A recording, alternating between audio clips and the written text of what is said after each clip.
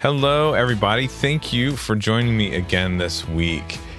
This week, I am going to talk about interviews.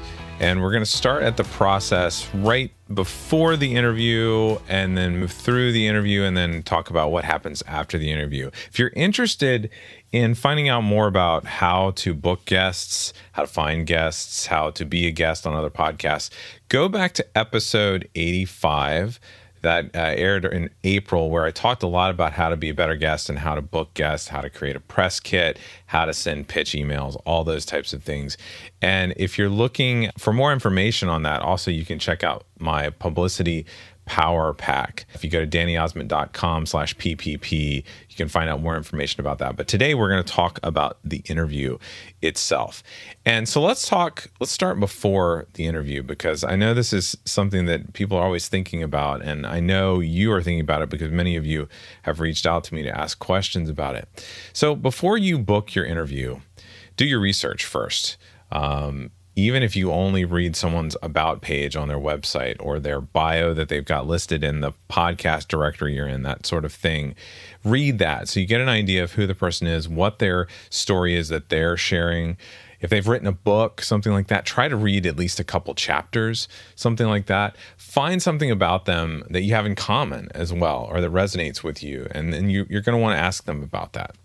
So then if you go back to episode 85, you'll learn more about booking interviews, but I really suggest using a scheduling app, something like Schedule Once or Calendly, because it makes it really easy on the guests. They don't have to go back and forth through email with you. They can pick a date that works for them. I always include a brief description of my show on there and tell them why I want to interview them. It really might be a good idea to include some type of recording disclaimer as well. An example would be, by participating in this podcast interview with so-and-so, you agree to allow so-and-so to record, distribute, disseminate, blah, blah, blah, in any manner. You also agree to allow so-and-so to retain the rights to the produced media for potential future use in speeches, books, webinars, videos, et cetera, et cetera, et cetera. For public distribution, you want to have that. It's nice to have that in there. Okay. So now you've booked the interview. You've picked it with this guest. And I'll talk about something too. If you're interviewing another podcaster, I always suggest, hey, would you like to have a discussion? You can talk, especially if have related topics. You can talk about your expertise. They can talk about their expertise. You've likely gotten their press kit. You can share your press kit with them. And you can find a way to have a discussion that both of you could use on your podcasts. Some people want to do a one-for-one. They want to do an exchange, but that just doubles the time. And if you can have a nice organic discussion about your two expertise topics, how they relate, how they can work together, I think that works really well for audiences. And one of you can take the lead at the beginning and one of you can close it out. But consider that, because it does save time. So again, once you book the interview, let's say about a week before the actual interview date, send an email to them that includes potential interview questions. A lot of you, if you've listened to my press kit recommendations, you've got some potential interview questions on your press kit. So hopefully your guest does as well. And what this does is it allows people to prepare a little bit and feel comfortable. It also helps you think about how the interview will go before you actually hit record. And then, you're also going to want to send them the meeting URL, confirm the date and time, to avoid that uncertainty of what will happen at the scheduled time. You also want to remind them, to turn off their notifications on their computer, which is going to reduce noise, remove distractions. Remind them about having headphones. If they're not a podcaster, if they're not used to doing this, see if they have headphones, earbuds, a podcast microphone, anything that will reduce headphone bleed and make the sound better. And it removes distractions by helping you guys focus on each other. You want to ask them to wear an outfit that's not noisy. Warn them about noise in the room. I'm still surprised that I hear that all the time, where I hear jewelry or I hear noises in the room, them playing with papers on their desks or banging their desks, things like that. It's a good idea for them to have reset their Wi-Fi router before the interview. You should do it too, because it's going to improve bandwidth. It's going to improve speed. If you've got people in the house that are going to be on bandwidth hogging things like Netflix or Prime Video or Apple TV, whatever, ask them to stay off of it. And then explain to your guest how the recording will happen. And what service are you going to use? Is it going to be Zoom? Is it going to be Riverside.fm? Is it going to be Squadcast? And give them a step-by-step explanation, okay? Now, the other thing that you should do, and I had a wonderful chat and heard from one of my friends, Jeff Brown, at Podcast Movement, where he talked about, as you prepare for your interview, you want to think about the destination. What do you want the listener to get out of the interview? Okay. And then you want to map out that journey for them. Because when you have a destination that the listener is going towards and you've given them a map, what that equals is forward momentum for the listener during the interview. And that's really important. And I love how Jeff states that it's not just about the questions. It's about what do you want the listener to get out of the interview, the destination, and give them a way with your questions a map to map out that journey for them. So let's talk about the logistics of the interview once it's ready to start. And then I'll talk about some interview techniques. So it's interview time. Start out definitely with some chit chat. If you have time, do this for 5 to 10 minutes if you can. Ask about their day. Ask what is exciting them recently. And what this does is it allows people to calm down and relax. Everybody's going to be a little nervous before an interview. And when you're nervous, the pitch of your voice raises. You may notice me, like I clear my voice or clear my throat a lot because I notice when I get a little nervous, the phlegm starts to build up. And so I even, I do this all the time. I still get a little nervous as I'm recording these podcasts. So doing that chit chat, having that relaxing time will help people deliver a better interview. Ask them to say their name out loud, and then you repeat it back to them. This is one of the most common mistakes that hosts make, is you mispronounce somebody's name, and the guest will always notice if you mispronounce their name. It'll make them feel bad. The sweetest sound that people hear is their name because they've heard it since they were born. So you want to make sure you get that right. Then I generally leave like 5 to 10 seconds of silence between the pre-chat and the interview itself, because this is going to allow for noise reduction plugins to detect and remove noise. It also helps you visually identify that break edit point when editing. And what I would tell you too is don't record your intro or ads while the guest is waiting, unless it's a live broadcast and you have to. You don't want to do that double intro where you do your intro and then you introduce the guest again when it's time for the interview coming on. And I'll talk about some techniques with that in a second. Remember, you want the guest to be comfortable. So making them wait increases the nerves again. And that's a big problem. And their time is valuable and your time is valuable. You can do all that stuff after they're gone. And if something strange happens or someone wants to start an answer over or something like that, just go with the flow. Remember, you can edit a podcast, even if it's live. That's not a big deal for people to start over. Reassure the guest that it's totally fine to correct things.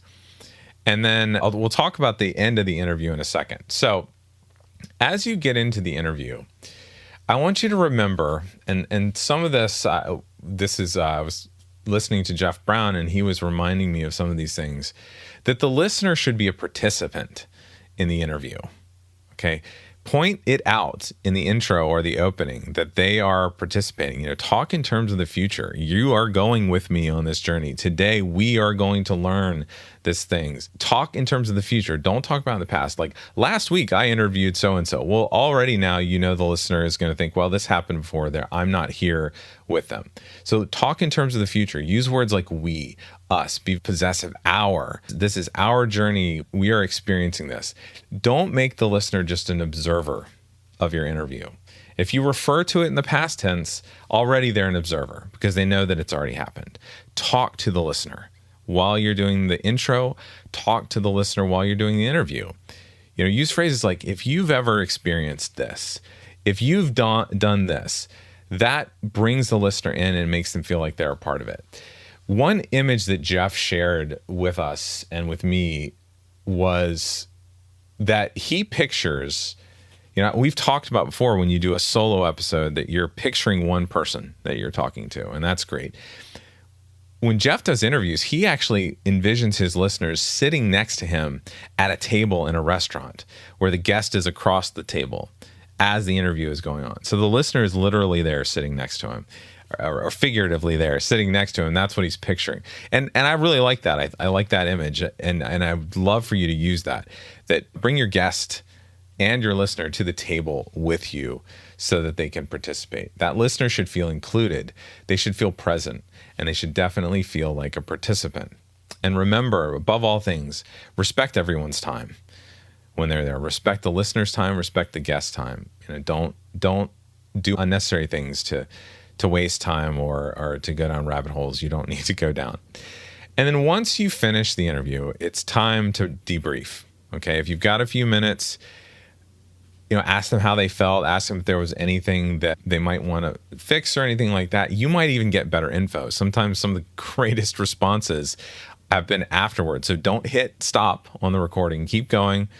Have that time to debrief, and you can clarify anything that they said that you may not have had a chance to understand or clarify during the interview. So maybe you can add it into the show notes and things like that afterwards. So I hope this was helpful for you. After the interview, you're also going to want to send them information about when you're releasing it, links. If you do any social media posts or anything like that, you might want to share that with them. Hopefully this helps you do better interviews. We talked about all the things you should think about before the interview and how to prepare the guest and how to make sure you know about the guest, and then how to create a map and a destination for your listeners so that there's forward momentum during the interview, and then how to make the guest feel at ease at the beginning, and then how to treat your listener during the interview, having them there with you as a participant. And then finally, we went over how to close out the interview and what you do with the guest after the interview is done. So I really hope this helped. If you have other questions about interviews, I would love to hear them. You're always welcome to email me at danny@emeraldcitypro.com. I would be happy to answer this. I'd be happy to do another episode about interviews if this has been helpful. And if you want a little more help, the reason I do this podcast is so that I can help you avoid mistakes. And that's a big mission of mine, because I see big mistakes being made by podcasters all the time. And that's what I want you to get out of this podcast. But if you want a little more help with that, the most common mistakes I hear podcasters make is like thinking that their podcast is going to go viral, or they've got poor sound quality, or they're obsessing over the format and frequency of the length of their podcast and they never get started, or they go through shiny object syndrome and they want to try all these different things, and they launch but they don't think about creating a little bit of an audience before they launch, or not having a clear objective on their first 5 episodes. And then the big mistake is that a lot of podcasters give up too soon. They don't have an audience. The audience doesn't grow. They haven't figured out how to do that yet. And they give up before the audience finds them. And even simple technical things like not having their artwork right or their trailer episode up before trying to connect to the podcast directories. All these mistakes. I want to help people avoid these mistakes. So if you want a place where you could work with me more, someone who cares about your growth as much as I do, and you want to have me personally mentor you and have a quality network of other podcasters to help you and cut your growth curve in half by helping each other, well, I have a suggestion for you. I've started up a membership site called the Podcaster Pod. It's only $27 a month. And actually, if you use the code JOINPODPOD, you can actually get a month free trial, and the cost is only $17 a month. So here's what you need to do. I want you to go to dannyosmond.com/pod. You can find out more information about it. And if you use that code JOINPODPOD, JOINPODPOD, you can get that month free trial and the reduced rate. Now, this is not for someone who prefers to research and do all the things themselves. Okay. This is not for someone who prefers to grow their podcast really slowly. And this is not for someone who prefers to do things alone. It's for someone who values shortcutting the learning curve by working closely with an expert in this. Someone who wants to connect with a community who can introduce you to a network of influencers and other people. And someone who wants to stay up to date on what's working and what's not working in the industry. So what you get if you join the membership site, the Podcaster Pod, you get access to, first of all, you get access to the group, this community, through a private Slack channel. If you haven't started your podcast yet, my full 8-module podcasting course from soup to nuts is in there and available as part of this membership site. We also have monthly Q&A calls with me and the other members. You can submit questions. We're also going to do lots of Q&A, lots of quarterly expert calls. So if you have, you want to learn about SEO, if you want to learn about growing your email list, if you want to learn about ads, if you want to learn about funnels. I've got colleagues in the industry that are going to come on and do calls with this Podcaster Pod and the members of the Podcaster Pod to learn more. And most importantly, you're going to get access to me and my network. So I can introduce you to other influencers. I can introduce you to other thought leaders and people who can help you where it makes sense. So again, go to DannyOsmond.com/pod. Use the code JOINPODPOD to get a free month and a reduced rate. And I would love to see you in there. So that's all I have for you this week. Check out the membership site, the Podcaster Pod, and I will see you next week.